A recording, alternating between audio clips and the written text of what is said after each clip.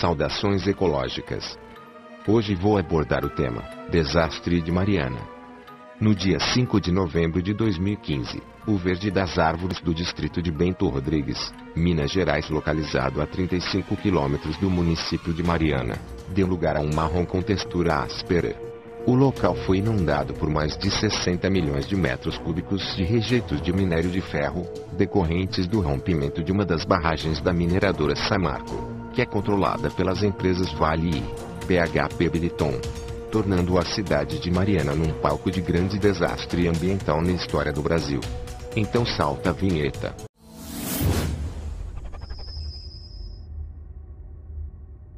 Mariana é um município brasileiro do estado de Minas Gerais. Com cerca de 58 mil habitantes, a economia local depende principalmente do turismo e da extração de minérios. Mariana foi a primeira vila, cidade e capital do estado de Minas Gerais.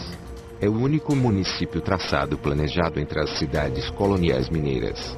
O seu centro histórico, tombado pelo IPAM, em 1945, apresenta um acervo arquitetônico composto por monumentos que marcam os anos áureos da opulência do passado marcado pela mineração de ouro. Existia na região, nesse distrito de Bento Rodrigues, uma capela de São Bento erguida em 1718. Dentro da capela havia um padroeiro São Bento 60 centímetros talhada a madeira nobre folhada a ouro. Essa capela marca o surgimento do arraial de Bentos Rodrigues. Em frente à mesma tem uma rota da estrada real com o ciclo do ouro. O santo, e outras 30 peças e a própria igreja foram engolidos pela onda de destruição da lama que invadiu o vilarejo e assim apagando toda uma história. Bem próxima à margem do Rio Doce, localiza-se uma aldeia de índios, que vive principalmente do sustento da pesca, caça e agricultura local. O rio, o Atu, que chamado por eles é considerado sagrado, mas agora foi amaldiçoado pelo demônio chamado Samarco, que levou a vida do rio e proibindo-os da pesca, caça, batismo e rituais sagrados e assim esmagando a cultura indígena.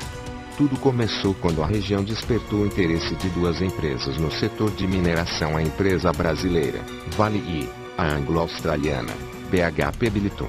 Essa última até 2013 era a maior companhia de mineração do mundo. As duas empresas compraram a Samarco, que já tinha um histórico mais de 32 anos no mercado, que impulsionava o comércio local. Nos últimos 5 anos a Samarco teve um lucro líquido de 13 bilhões de reais. A empresa produzia em média 15 a 16 milhões de toneladas de ferro, passou a produzir 21 milhões nos últimos anos. Existe uma atividade denominada alteamento, que é a elevação de um muro que é muito utilizada quando a barragem fica muito cheia, o que poderia estar funcionando acima da capacidade. Quanto maior a ganância, maior o alteamento. Para você ter ideia, no Brasil temos 663 barragens de rejeito de mineração. Só de 2008 em tempos atuais 77 barragens romperam. Algumas com vítimas fatais. Graças às grandes mídias, poder público, governo, por interesse mútuo, não ficamos sabendo disso. A barragem e o sistema hidráulico são construídos em áreas elevadas com aproveitamento de um vale. É uma verdadeira bacia de lama, um buraco de lama. Eram construídas sem levar em consideração as atividades sísmicas. As paredes da barragem podem ser construídas de 3 formas: concreto, solo compactado e o próprio rejeito solidificado. O rejeito é o lixo do minério após o minério de ferro ser desagregado do outro composto sem interesse econômico. A lama continha água, terra, argila, minério de ferro e rochas. Os metais pesados, mercúrio, arsênio, manganês, chumbo, selênio já estavam presentes no leito do rio, o que indica que já existia um impacto ambiental antes do desastre. A lama se misturou com os metais, dando a falsa ilusão que a lama era tóxica. O que tudo indica que não houve o interesse pleno em investimento em uma gestão ambiental eficaz, que com certeza atraria maior monitoramento na barragem, como descobrimento de trincas e sobrecarga, e principalmente um plano de contingência que infelizmente aqui no Brasil é de caráter voluntário, que deve ter a participação da comunidade local, o que poderia ter salvo vidas através de alerta de emergência.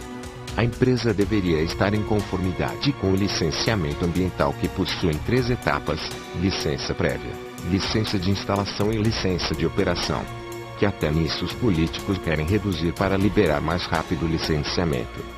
Segundo investigações, a empresa não havia a licença ambiental para o depósito de rejeito de minério de ferro da Vale, controladora da Samarco juntamente com a BHP Billiton, o que impediu que as autoridades embargassem tudo.